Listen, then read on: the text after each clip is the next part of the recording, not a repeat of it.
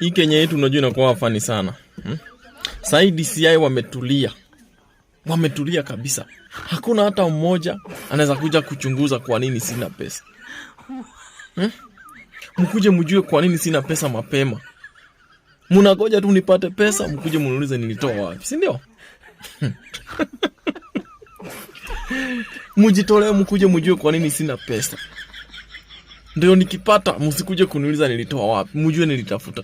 Na nikipata mtu asikuje kunichunguza. Mnichunguze saa hii mjue kwa nini sina na mnipatie idea ya kupata pesa. Ndio sasa nikipata kama ni nyinyi mmenipea idea, you know?